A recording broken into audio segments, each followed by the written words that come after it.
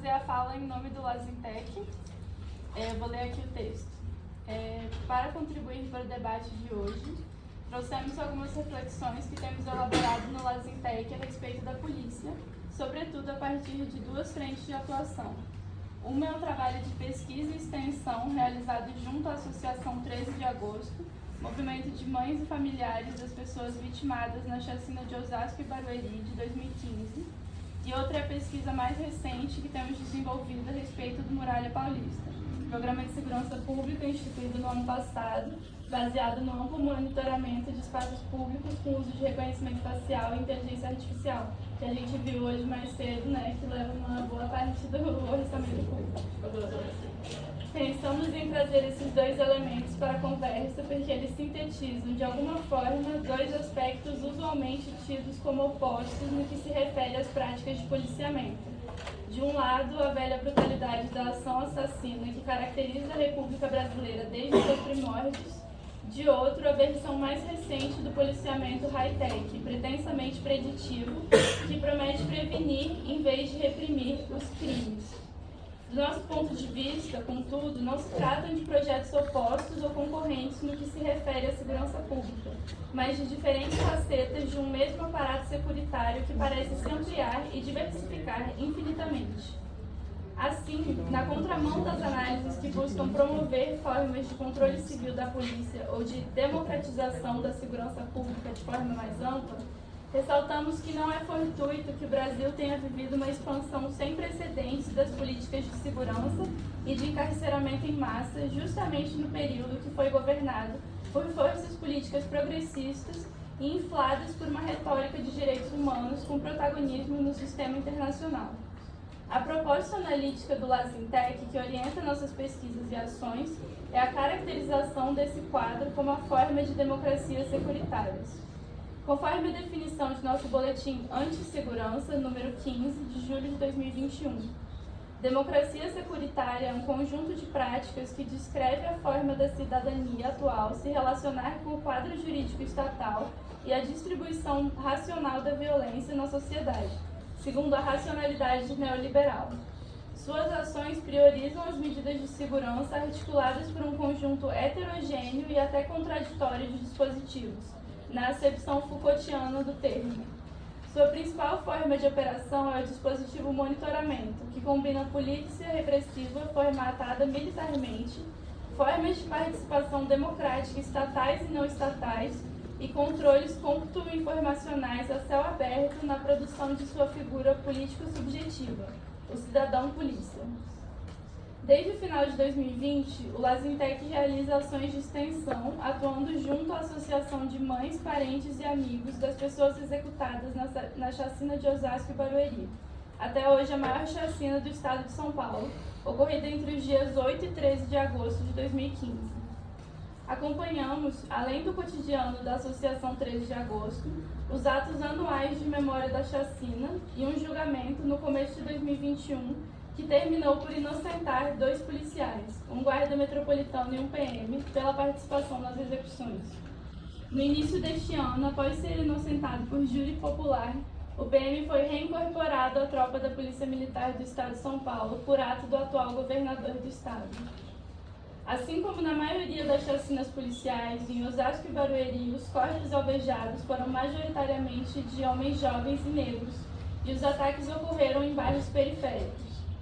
Ainda que não tenham sido parte de uma operação oficial, as incursões assassinas foram realizadas por agentes de segurança do Estado, característica historicamente partilhada pela maioria das chacinas no Brasil. Como é frequente nestes ataques, as execuções foram atribuídas a uma vingança dos agentes de segurança envolvidos em relação à morte de 2 colegas em um local próximo. Esse tipo de vingança não costuma se voltar contra indivíduos específicos que se acreditem culpados, visando antes produzir um número elevado de mortes como forma de demonstrar força sobre determinados territórios e impor o medo a um público mais amplo. No Brasil, há registro de esquadrões da morte desde os anos 1950, quando, primeiramente no Rio de Janeiro, pouco depois também em São Paulo, emergiram os primeiros grupos constituídos por policiais para execução de inimigos, bandidos ou comunistas.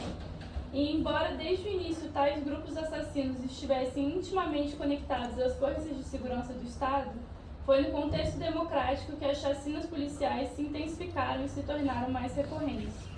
Nesse contexto, a figura do inimigo interno passava por uma reformulação, tornando-se aparentemente apolítica, na medida em que a representação do subversivo ameaçador da pátria cedia espaço à imagem do criminoso ou traficante inescrupuloso e violento.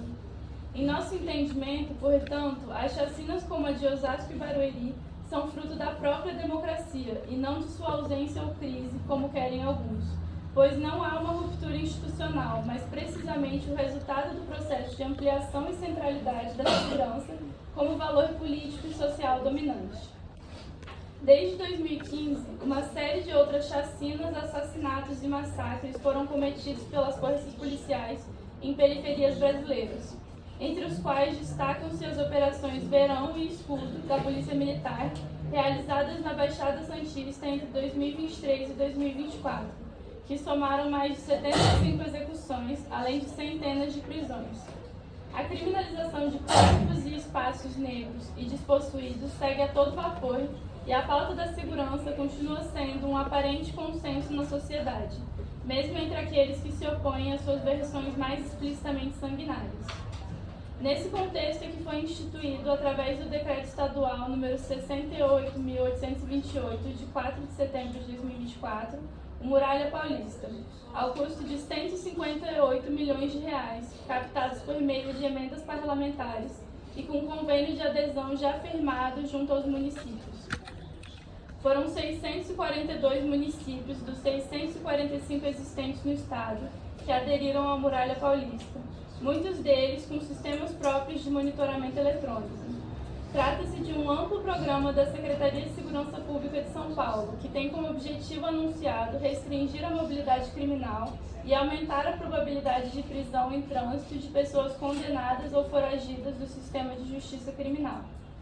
Promete também controlar furtos e roubos a partir de ferramentas de geolocalização e tratamento estatístico por incidência de ocorrências para estabelecer áreas de risco.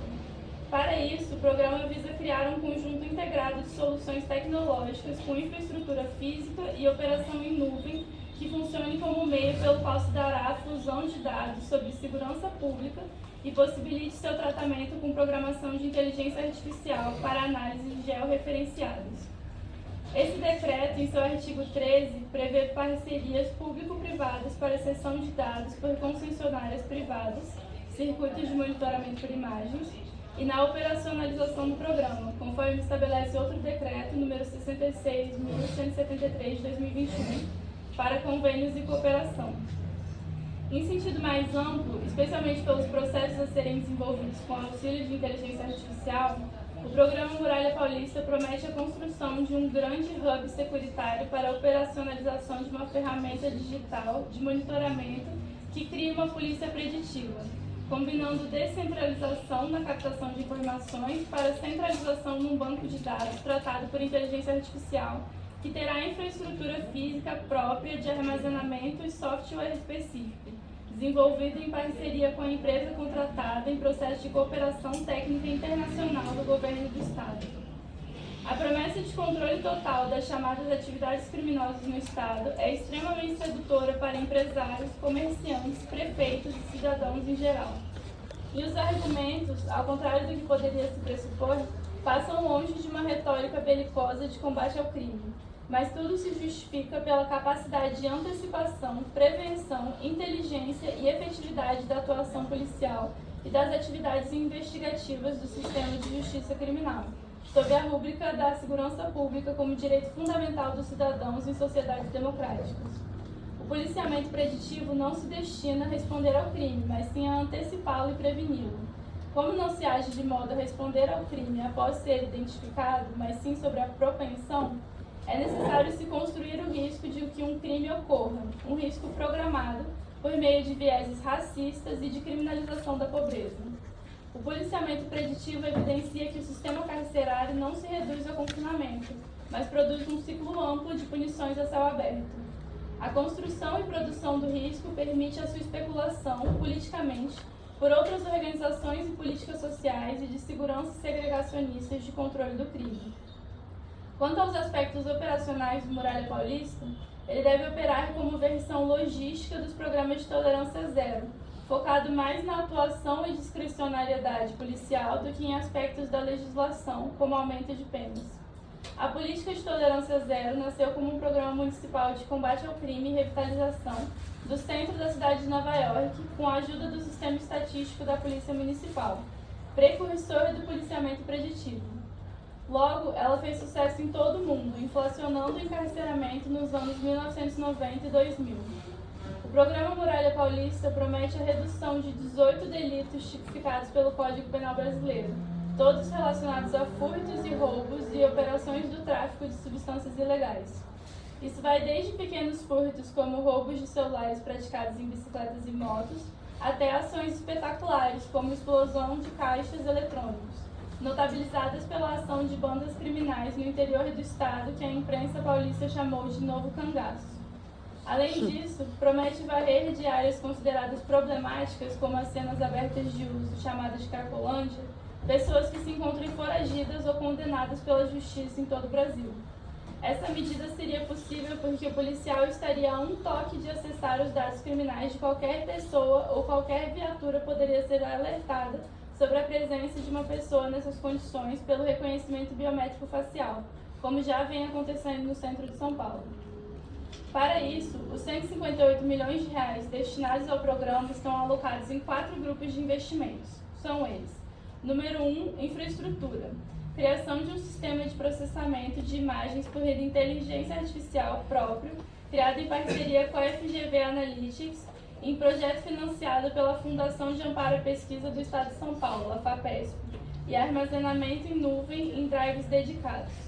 Número 2, sensores. Câmeras de recepção, como os totens de monitoramento espalhados por diversas cidades do estado e outros dispositivos de captação que o desenvolvimento do programa demande. Número 3, integração. Centralização das informações provenientes de outros dispositivos nas estruturas de armazenamento de dados criadas para o programa. Isso significa que o banco de dados do Muralha Paulista irá receber os dados de outros receptores já existentes, como câmeras de circuito interno de lojas e condomínios, as câmeras corporais de policiais e tornozeleiras eletrônicas de apenados cumprindo condenação em meio aberto. Essa integração prevê também armazenar os dados captados pelos sistemas de monitoramento municipais, como o Smart Sampa da capital paulista. E número 4, sistema de alertas. A última etapa de alocação dos recursos consiste na criação de um dispositivo que entregue as informações armazenadas e tratadas por inteligência artificial aos agentes de segurança, inicialmente policiais militares. A polícia estará a um toque de um conjunto de informações gigantesco que vai de dados criminais a reconhecimento facial biométrico.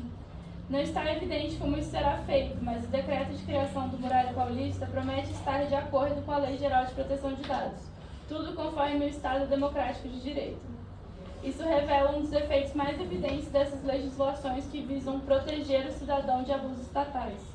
Elas terminam por legitimar e dar forma jurídica às tecnologias políticas de governo.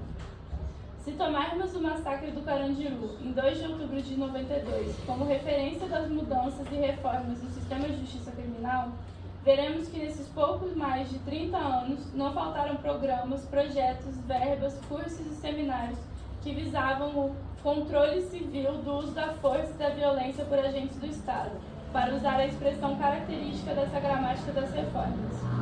Desde a metade dos anos 90, houve 3 planos nacionais de direitos humanos, 2 planos nacionais de segurança com cidadania, diversas reformas na lei, como a Lei de Drogas em 2006, novas criminalizações, diversos protocolos para ação policial, regimes federais diferenciados de detenção, os RDDs federais para presos classificados como de alta periculosidade, promessas de desenvolvimento com segurança, a PAC da segurança que reaparece hoje. Criou-se ainda o Sistema Nacional de Atendimento Socioeducativo para a Regulação da Prisão para Jovens, SNASE, e muitos dados de pesquisas foram produzidos sobre o assunto. Muito papel, muita saliva e muito dinheiro foram gastos buscando um nível aceitável, como se existisse, e racional para o uso da coação física por parte dos agentes de Estado. O resultado foi a expansão sem precedentes do sistema carcerário, com a criação de unidades federais e expansão das unidades estaduais, dos tentáculos do sistema de justiça criminal e o crescimento exponencial das polícias e de outros burocratas armados e agentes de segurança, legais e ilegais, privados e estatais. Juízes e promotores se tornaram secretários estaduais e ministros da Justiça e da Segurança Pública. Antropólogos e especialistas assessoraram governos ou assumiram cargos e criaram novas polícias. Policiais se elegeram para os mais diversos cargos representativos no Executivo e nos legislativos estaduais e federal. Mais e mais projetos inovadores foram criados. Soluções...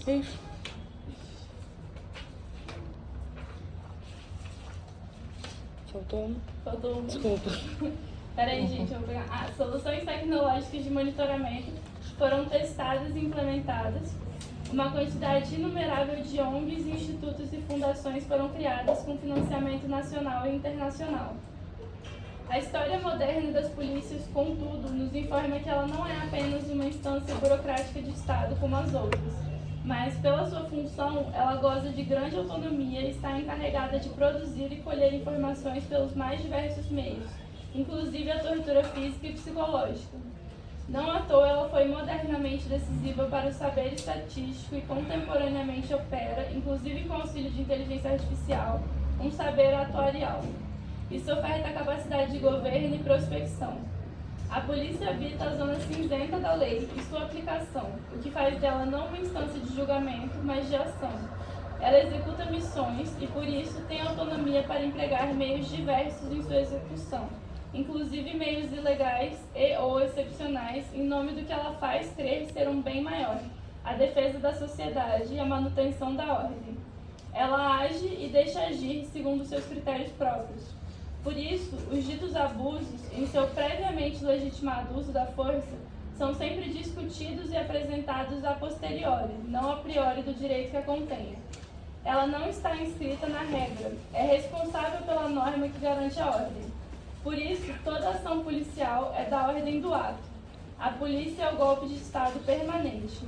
Assim, reiteramos que só há uma única forma de reduzir a zero as mortes causadas por intervenção policial: reduzir a zero a existência da polícia. Obrigada.